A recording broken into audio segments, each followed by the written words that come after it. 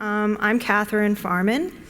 Thank you for joining me in the twice as large room. So now I'm twice as terrified to stand up here in front of you. I am going to talk about responsive jQuery. I'm standing further back. Is this cool? You guys can still hear me, right? Okay. So I work for a company called HappyCog. You may have heard of it. We are notable for being founded by godfather of web standards, Jeffrey Zeldman. If you made websites in the 90s, you may have encountered him at one point. We do stuff like a list apart and Cognition, where we share what we work on, and also publish guides to web design with a book apart. So we are a web design company.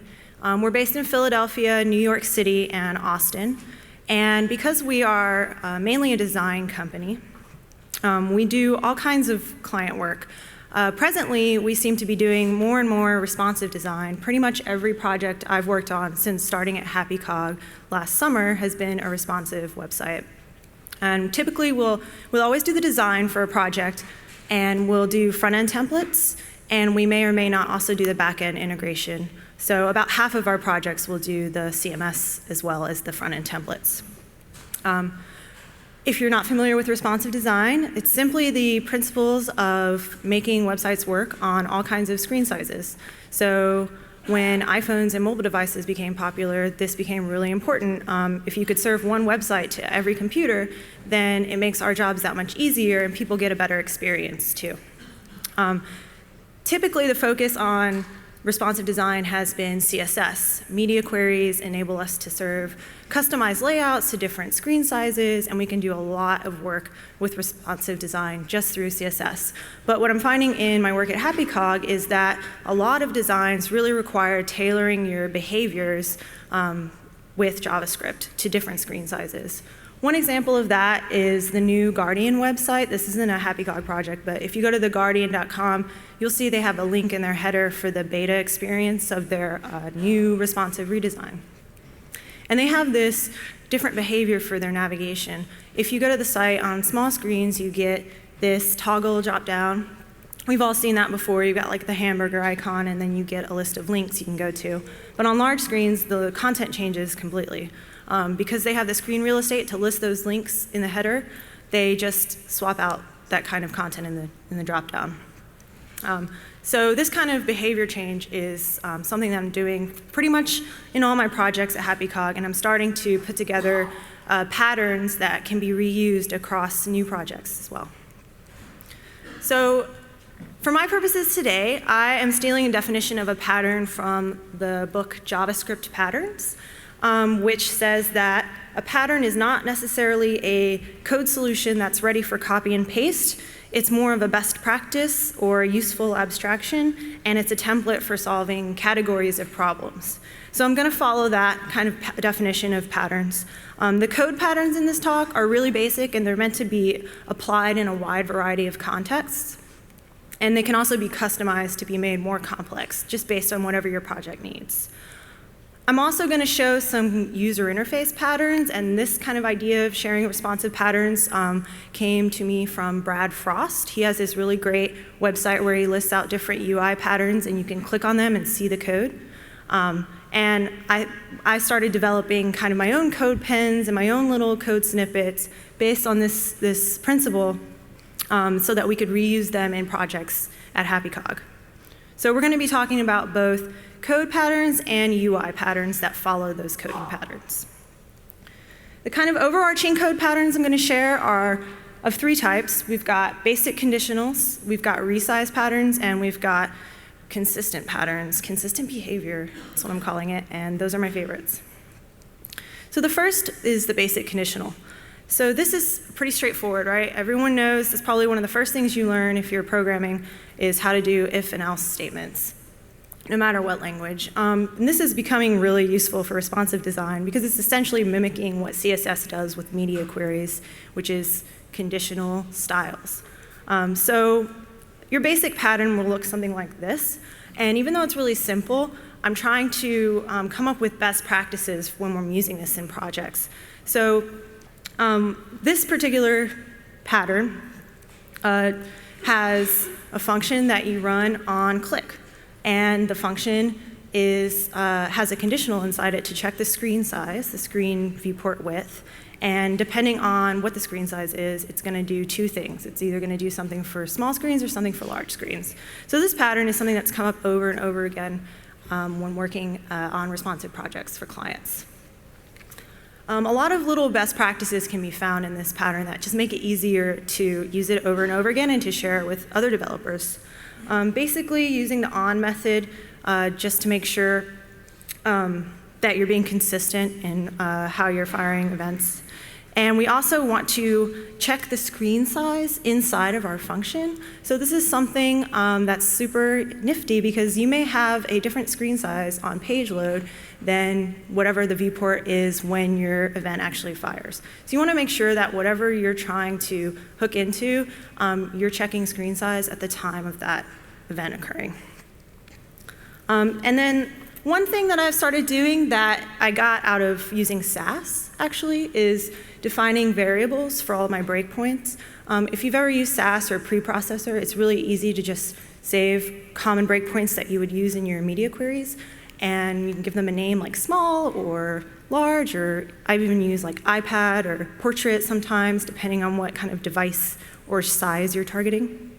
And I now started copying these over to JavaScript so that they're available to me in my code, they're consistent with the styles that we're making for the site, and you can reuse them in multiple places in your JavaScript. Now, one thing that I found that's really fraught with just this basic pattern is checking the window size. Believe it or not, getting the viewport size in JavaScript is a clusterfuck. It sounds really simple, and I thought it was, but it's not. So there's problems with all of these methods right here, and I've used all of them. So the first is pretty basic. You use jQuery, you get the window width using the width method. The problem with that is that different browsers will return a different value if you use the width method. So some browsers subtract the scroll bar from the width, so you may not get consistent values across browsers. So I turned to the second one, which is inner width. Inner width will return consistent values whether there's a scroll bar on the page or not. The problem is it only works in modern browsers. So then I turned to this last check, which is using different properties for different browsers, and it returns consistent values cross-browser. Now, the problem with all of these techniques is none of them will consistently match your CSS breakpoints, which sucks. Your CSS may be trying to do something in concert with your JavaScript a lot of times, and when they don't happen at the same point on the page, your stuff breaks. This to me is why web standards are super important. If browsers could do all of these things the same way, we'd be golden and we wouldn't have to worry about getting the window size. But because they don't, we have to come up with some workarounds. And if you're having trouble picturing how this doesn't work, I recommend this website. It's called What Size Is Your Viewport Width? And if you go to it, it will tell you the values reported by JavaScript using different methods to get the width of your browser window. It also illustrates how, again, these don't necessarily match what CSS is reporting as your window width. When we got to this point at HappyCog,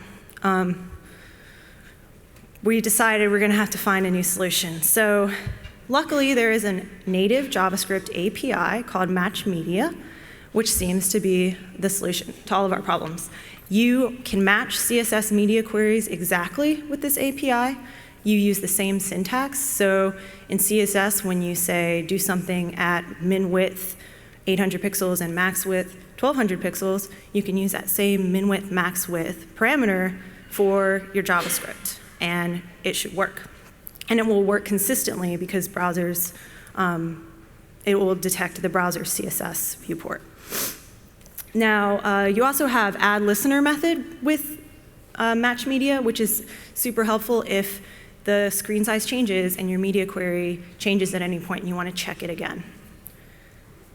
The problem with this is IE9 and below do not support it. It's a newer API, so modern browsers only. But there are a couple of polyfills if you want to go this route. one thing to keep in mind, the more popular polyfill does not support the add listener method. So if you need that support in older browsers, you want to check for events for these screen size media queries changing, then you're going to need to use the other polyfill that does support add listener. So this is the route that we're going with HappyCog. We're starting to convert our projects to use Match Media. And we're also looking at Enquire.js, which is kind of a wrapper for Match Media. It uses Match Media for a lot of its functionality, and it also requires the polyfill if you're going to use it. But it has some extra features, and it's got a really clean syntax. There are some other less kind of learning curve, feature-intensive hacks for getting CSS breakpoints into JavaScript, but they really are kind of hacks.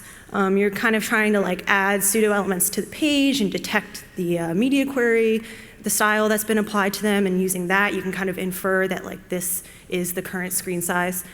So if you're interested in doing like some quick and dirty shortcuts to getting the CSS breakpoints into JavaScript, I recommend looking up these methods. But if you're doing like a client project or a production project, you probably want to move forward with something better suited for the task like Match Media. So getting back to, despite all that, getting back to our simple conditional pattern, I'm going to move forward with showing you some kind of basic non-Match Media examples that are good for getting started with responsive patterns. So this is something I call the accordion box. It's kind of a hybrid accordion lightbox widget that I made for an e-commerce project. This came about because I hate dialogues and lightboxes, and I think they suck. I think they suck at all screen sizes, not just small screens, but they really, really suck on like an iPhone. If you've ever gotten a dialogue in an iPhone, it's like the surest way to like leave a website fast is to throw up a dialogue on someone's mobile device. But the way that I got around this was for an e-commerce site, we wanted to throw up a pop-up that had shipping information. On large screens, this made a lot of sense, but small screens less so. So we changed the behavior for small screens so that it was a drop-down accordion, whatever you want to call it. This example is just a simple slide toggle. So on small screens, you click the button, slides open, you get a tiny kitten. Large screens throws up a giant kitten in an overlay. And the JavaScript for this is really simple. It's exactly the same pattern as the basic conditional I showed before, and you're just throwing different functions inside the conditional. Another really great use case for using this conditional pattern is lazy load. So on a project we've been working on at HappyCog, we have an ambient video that's kind of like this beautiful video, and it really adds a lot of narrative to the page and messaging, but it's huge. It's like 1 megabyte, and nobody needs to be downloading that when they get to the page right immediately. So we made it load when you scroll to that section of the site. And the other thing we did is we put this inside of a conditional based on the screen size so that mobile devices wouldn't be loading this video either. The next pattern I'm going to talk about is the resize pattern. So this is an important pattern. If you're not using Match Media yet, you'll need to use window resize, and I use the jQuery method for this to keep your JS working across the screen sizes. So if you run your code correctly on page load, it's fine and dandy, but if you're not doing something when the page size changes to make sure that things are consistent, your code can break, right? Or your UI can break, or things can start to look wonky. Some examples of that. This is a website we built for a restaurant, and we have this little newsletter dialog in the footer. When you first click it in a large screen context, it makes a lot of sense. There's like a little button for you to open and close it. But if you resize the window and the footer styles change, you lose that context, and it's kind of this orphan pop-up that's just kind of hovering down there. There's no real like sense of where it came from or what to do with it now, and there's no way to close it. So this is a prime candidate for adding some kind of resize that does some different behavior for this pop-up dialog. Another scenario is that lazy load video I described.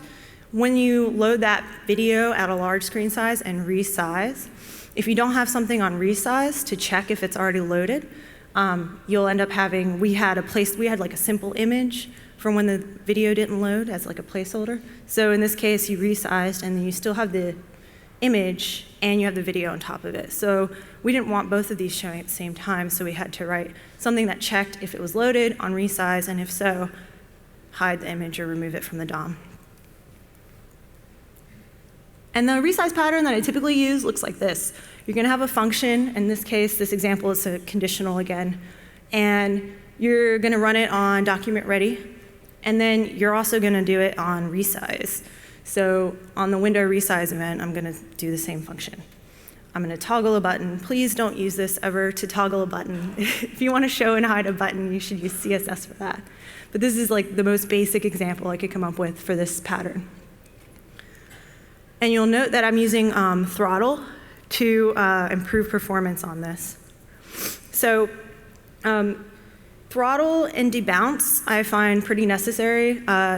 Browsers, when you're running a resize event, they will typically do your function the entire time that you're resizing the browser, so it could fire like hundreds of times, and you don't want your function running that many times. So if you use throttle or debounce, and I use Ben Almond's plugin for this, you can improve performance because you will keep the number of times that your function's running minimal. With throttle, you are going to be firing your event like every few seconds or however long you want, and then with debounce, it's going to fire once after resize. Some other tips for resize patterns that you can add to, you can add and extend it with, are using initial window size as like a check kind of against when the window size changes later. We used this at HappyCog. We were working on a slideshow that had various options that we changed when you got to like a small screen size. Now, when we were writing the plugin for this, we didn't want to destroy and reinitialize the slideshow every time someone resized the page window if we didn't need to, right? So what if you started a large screen and you went slightly smaller? You don't need to reload that slideshow all over again when that scenario happens. So we had a check at the beginning of page load and when the resize event happened to make sure that there was a significant enough change to like a new breakpoint that then we would reinitialize the slideshow. Some other uses for the resize pattern are when you're using external jQuery plugins. A lot of times I'll use plugins that have already been built, right? You can go to like jQuery UI. The Equal Heights plugin is something I've used on a lot of sites. It's like when you have like an e-commerce page is a good example. You have a list of products in a grid, and you want them to all be the same height. Equal Heights plugin will find the tallest one and make them all match it. It's pretty nifty. Now, if you're using CSS to change the size of things on with media queries, that can break the initial height that was added by Equal Heights. So if you put that inside of a resize event, you can make sure that you're running it again when the page layout changes, and it won't break your page. So these are all kind of use cases when you would want to keep resize in mind. And the last pattern is my favorite. It is consistent behavior. I wanted to mention this and emphasize it just because, to me, this is the ideal pattern if you're building a responsive site. I think the fact that we can change behavior based on screen size doesn't mean we necessarily always should. We should always keep in mind the experience of the user on the website. What's the best design solution? Do we need to come up with new design solutions, or do we need to just fall back to like already made patterns? I think the tendency is to fall back to already made patterns where we know that we can change the JavaScript behavior for a small screen. So we're not going to think through exactly how to change our navigation architecture or whatever design element to make it consistent and functional at all screen sizes. So I would encourage you to push back when you have significant JavaScript behaviors between breakpoints in a responsive design. If you're not the designer, you should still speak up, and I think it's a good practice to keep things consistent across screen sizes and devices. It's really also a matter of progressive enhancement. If we can keep all of our important styling and behavioral information even as much as possible in the CSS, it's only going to make for a better website. I mean, people talk about how everyone has JavaScript enabled, but I'm a firm believer that no matter how much JavaScript you're writing, your site still needs to function without it. If you're building a website like I am and not an application, I need that website and its content to be available to users if something goes wrong and JavaScript doesn't load. So I try to put as much animation and design into CSS now as is possible. When I'm building a jQuery pattern for this, something usually there's like a trigger and some kind of animation takes place. I try to always move the animation into the CSS. And this is really easy now because we have animation transitions, we have modernizers, so we can do feature detection, and we can see if a browser can actually handle this transition, then we'll apply it. And if not, we can always come up with some kind of fallback. I think a really good illustration of this consistent behavior method is this scroll shuttle JavaScript or jQuery plugin. This was written by my colleague Anthony Colangelo. He was nominated for like Young Developer of the Year in the .NET Awards for 2 years in a row. He's like this really young prodigy developer guy. So I highly recommend his jQuery plugins, but I really like this one because it uses CSS to do typical JavaScript behavior stuff. So it works really well across all screen sizes because of that. And my favorite thing about it is it doesn't have any kind of like touch events or touch JavaScript. It's all touch-friendly UI made with simple CSS styles. And he uses transitions in it to animate advancing and going through the slideshow. So this is the slideshow in action. Super simple. You can see at small screens, it's just like touch navigable and then, or scroll navigable as well. And then at large screens, you get the next and the previous buttons that you can show with CSS. And then when you're using the plugin, you can set up those buttons to advance the slideshow. Another example of this kind of consistent behavior that I'm really favoring, especially if you have like a simple navigation and you don't have tons and tons of nested levels, is, it seems really obvious, but I just want to share it because I enjoy using it and trying to use it in maximum amount of situations as possible. It's basically a small screen, it's a drop-down, and you have a menu button, and you open the menu, right? We've all seen this pattern in use. And then on large screens, you have CSS, hide the trigger button, the button for the menu, and you make the nav visible. So all of the items in the navigation will be visible for large screens. It's a simple pattern, but it's super powerful, and it doesn't require the resize patterns. It doesn't even require any conditionals. It's the minimum amount of JavaScript or jQuery that you need to get it done. All it does is toggle open and close for small screens, and then CSS handles the rest. And then the last pattern I want to share is kind of an enhancement of that previous one. And that's using CSS, again, to do the heavy lifting. So now we're really lucky. We have CSS animations and transitions with CSS3. So I'm trying to use those as much as possible. So we can use jQuery to fire events and use that to add our behavior to the page. But all we have to do now is simply add classes to our content and style those classes differently to get animation behaviors on the page, which is really cool. With CSS, you can animate the height and the width of elements, and we used to have to only use jQuery for that, or JavaScript. And you can always add a fallback. So one thing I like to do is check if a CSS transition is available in the browser, and if it's not, then we add a jQuery animate fallback. Super simple, super fast, and effective, easy to implement pattern. So this is that in practice on a HappyCog project right now that I'm working on. We've got a small screen drop-down where it just comes down and the height animates, and then it's sticky navigation. It's still sticky. It still opens and closes at large screens, but it comes out left to right. So we animate the width instead of the height. And that's all just CSS changing. So it's super simple and powerful, and then easy to make fallbacks for. All right, so that's all my patterns. I have a few of these on CodePen. If you'd like to peruse them or send feedback to me, please feel free to. That's the URL for the CodePen collection, and I'm on Twitter. Thank you.